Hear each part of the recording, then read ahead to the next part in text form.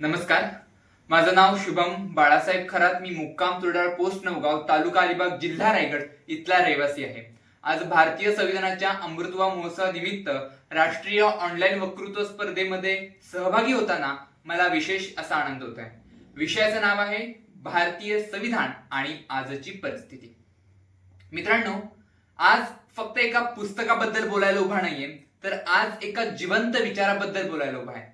असा एक जिवंत विचार ज्याने हजारो वर्षांपूर्वी अन्याय सहन करणाऱ्या माणसांना प्रथमच डोळ्यात डोळं घालून जगण्याचं धैर्य दिलं. असा एक जिवंत विचार ज्याने राजाला नाही तर सर्वसामान्य नागरिकांना प्रथम प्राधान्य दिलं. आणि तो जिवंत विचार म्हणजे आपलं भारतीय संविधान. बघा, आज भारतीय संविधानाला आपण एक कायद्याचं पुस्तक समजतो, परंतु मला तुम्ही सांगा, एखादी आई आपल्या मुलाला शाळेत पाठवत असते किंवा एखादा शेतकरी आपल्या कष्टाचा योग्य मोबदला मिळावा अशी आशा करतो, किंवा एका मुलीला निर्भयपणे शिक्षण घेता यावं असं वाटतं, एका तरुणाला समाजामध्ये कणखरपणे मत मांडता यावं वाटतं. म्हणजे या सर्व स्वप्नांच्या मागे जर कोण उभा असेल तर ते म्हणजे आपलं भारतीय संविधान. आज मला एक प्रश्न विचारायचा आहे तुम्हाला, की आपण सर्वजण भारतीय संविधानाचा अभिमान बाळगतो का? अर्थातच. पण संविधानाला आपला अभिमान वाटेल असं पण काय करतोय? हा प्रश्न मला आहे, तुम्हाला आहे आणि सर्व भारतीयांना आहे.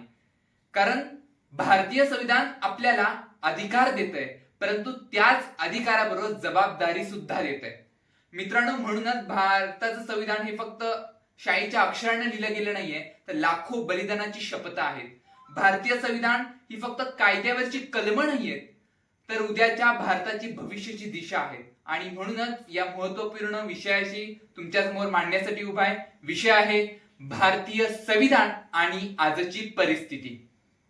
मित्रांनो, भारतीय संविधान जे आपल्या आज हातात आहे, परंतु ते एका रात्रीत लिहिलं गेलेलं नाहीये, तर शतकानुशतकांच्या वेदनेतून, अन्यायाच्या राखेतून, स्वतंत्र सैनिकांच्या बलिदानातून आणि लाखो कोट्यावधी भारतीयांच्या अश्रूंमधून जेव्हा 15 ऑगस्ट 1947 रोजी आपल्या भारत देशाला स्वातंत्र्य मिळालं, म्हणजे देशाला स्वातंत्र्य मिळालं होतं, परंतु देशाला दिशा मिळणं अजून बाकी होतं. कारण की स्वातंत्र्य मिळवणं आणि स्वातंत्र्य टिकवणं या दोन वेगळ्या गोष्टी आहेत.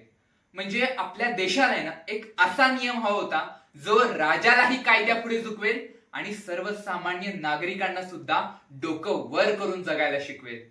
आणि म्हणूनच घटना सभेची स्थापना करण्यात आली. त्या घटने सभेमध्ये अनेक विचारवंत होते, अनेक मार्गस्थ होते किंवा अनेक मतभेद सुद्धा झाले, परंतु ध्येय मात्र एकच होतं सर्वांचं, की भारतीय संविधान हे असं निर्माण करायचं त्यामध्ये माणसाची किंमत त्याच्या जन्मावर नाही तर त्याच्या मानवतेवरून ठरेल. आणि या ऐतिहासिक कार्याची धुरा भारतरत्न डॉक्टर बाबासाहेब आंबेडकर यांच्यावर सोपवण्यात आली. आज आपण अनेक पुस्तकामध्ये लिहिलंय, वाचलंय की डॉक्टर बाबासाहेब आंबेडकरांनी भारताचं संविधान दिलं, परंतु मला वाटतं डॉक्टर बाबासाहेब आंबेडकरांनी फक्त भारताचं संविधान नाही लिहिलं, तर उद्याच्या भारताची भविष्याची दिशा लिहिली. आणि तो दिवस उजाडला 26 नोव्हेंबर 1949 रोजी. आपल्या भारत देशानं एका पुस्तकाचा स्वीकार नाही केला, तर एका नवीन युगात प्रवेश केला.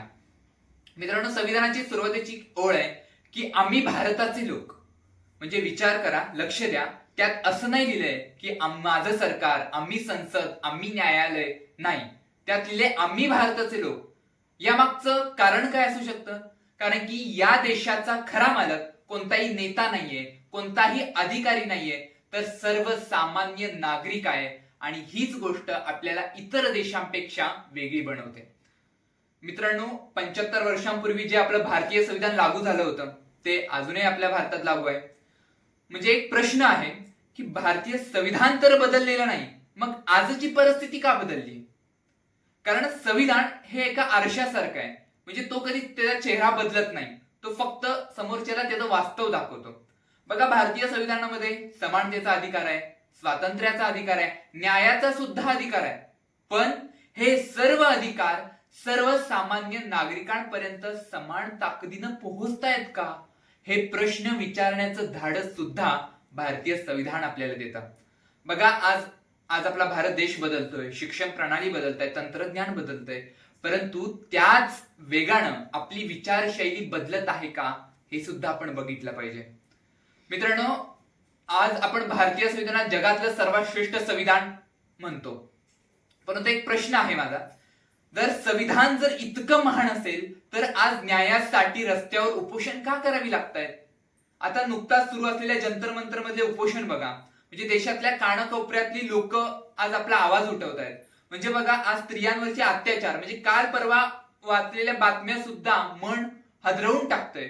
म्हणजे भ्रष्टाचाराचे आरोप असतील किंवा आंदोलने असतील किंवा आता सध्या बेरोजगारीच्या समस्या, आता जस्ट सुरू असलेल्या तुकाराम मुंडेंबाबत, म्हणजे संविधानाच्या मूल्यांनुसार चालणाऱ्या माणसांच्या कार्यांना आपण त्यांच्या कार्यांना थोपवतोय. म्हणजेच काय, अशा एक दोन नाहीये तर अशा अनेक गोष्टी आहेत. या गोष्टींनी आपण लोक निष्कर्ष काढतायत की आपलं भारताचं संविधान अपयशी ठरलंय. परंतु मी खऱ्यारित्या सांगतोय की हे अपयश आपल्या संविधानाचं नाहीये, तर संविधानाच्या मूल्यांच्या आचरणात उतरवण्यात झालेल्या कमतरतेचा आहे. कारण की आपल्याला भारतीय संविधानाने न्यायाचा अधिकार दिलाय, परंतु न्यायप्रिय समाज निर्माण करणं ही आज आपली जबाबदारी आहे. भारतीय संविधानाने आपल्याला समानतेचा अधिकार दिलाय, परंतु समानतेची संस्कृती निर्माण करणं हे आपलं काम आहे. भारतीय संविधानाने आपल्याला अभिव्यक्ती स्वातंत्र्य दिलाय, परंतु त्या स्वातंत्र्याचा संयम, जिद्द आणि अहिंसेच्या मार्गाने निर्णय घेणं हे आपलं कर्तव्य आहे. मुळात हा प्रश्नच उद्भवत नाही की भारतीय संविधान बदललं पाहिजे. मुळात आज आपण स्वतःकडे बघितलं पाहिजे, कारण भारतीय संविधान आपल्याला न्याय देऊ शकतो, तो न्यायप्रिय समाज नाही घडवू शकत, तर ती घडवण्याची जबाबदारी ही आपली आहे.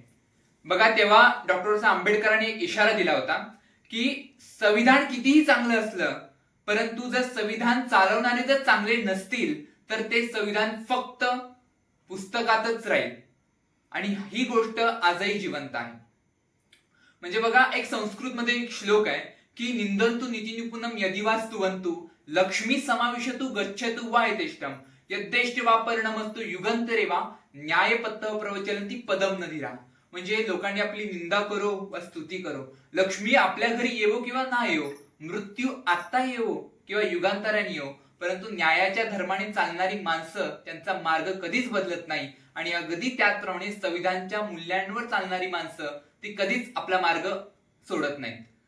मुळात या भाषणाचा निष्कर्ष जर तुम्हाला द्यायचा झाला तर भारतीय संविधान हा कोणताही निष्कर्ष नाहीये, तर तो प्रत्येक पिढीसमोर विचारला जाणारा एक प्रश्नचिन्ह आहे. म्हणजे प्रश्न हा नाहीये की भारतीय संविधानाने आपल्याला काय दिलं, तर प्रश्न हा आहे की आपण भारतीय संविधानाला काय दिलं.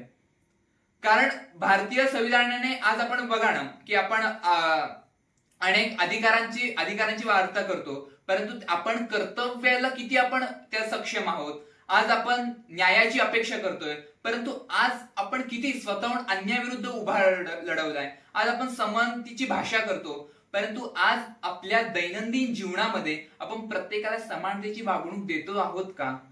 म्हणजे तुम्हीच बघा, आज इतिहासानं आपल्याला एका अशा वळणावर आणून ठेवलंय की भारताचं संविधान आहे, परंतु संविधानाचा भारत निर्माण झालाय का, हा प्रश्न आज प्रत्येकाने स्वतःला विचारला पाहिजे. कारण की आपलं राष्ट्र हे कोणत्या इमारतींनी किंवा तंत्रज्ञानाने किंवा संसदेने मोठं होणार नाहीये, महान होणार नाहीये, तर तिथल्या सर्वसामान्य नागरिकांच्या कर्तृत्वातनं, विचारातनं, त्यांच्या जीवनशैलीतून तो महान होणार आहे. तर मला वाटतं आज आपल्या नवीन पिढीला आज अशी एक नवीन पिढी निर्माण करूया की ती फक्त भारतीय संविधान आपल्या हातात नाही घेणार, तर आपल्या वागण्यातून, आपल्या कृतीतून आणि आपल्या कर्तृत्वातून ती सिद्ध करून दाखवेल. आणि मी या भाषणाची सुरुवात एका प्रश्नाने केली होती आणि त्याच विश्वासाने इथेच थांबतोय की भारतीय संविधान हे आपल्या भारतातलं सर्वात मोठं पुस्तक नाहीये, तर तो सर्वसामान्य नागरिकांचा सर्वात मोठा विश्वास आहे. आणि त्या विश्वासाला तडा जाऊ न देणं ही आपली जबाबदारी आहे, हे आपलं कर्तव्य आहे. आणि आज भारताला एका नव्या संविधानाची गरज नाहीये, तर भारतातील सर्व नागरिकांनी या संविधानाची मूल्य आपल्या जगण्यात गरजेचं आहे. आणि या भारतीय इतिहास प्रबोधिनी मार्फत या ऑनलाईन वक्तृत्व स्पर्धेमध्ये माझे विचार मांडण्याची जी सुवर्ण संधी दिली, त्या संधीबाबत मी आपल्या सर्वांचा आभारी आहे. आणि विशेषतः डॉक्टर वर्षे चौरे मॅडम आणि या सर्व टीमचा मी आपल्या सर्वांचा मनपूर्वक आभारी आहे. कारण की संविधान विषयी भरपूर काही बोलण्यासारखा विशेष खोल आहे तो पूर्णपणे, परंतु वेळेच्या अभावी मला इथंच थांबावे लागत आहे आणि माझ्या या वक्तव्याला इथंच पूर्णविराम देतो. जय संविधान, जय हिंद, धन्यवाद.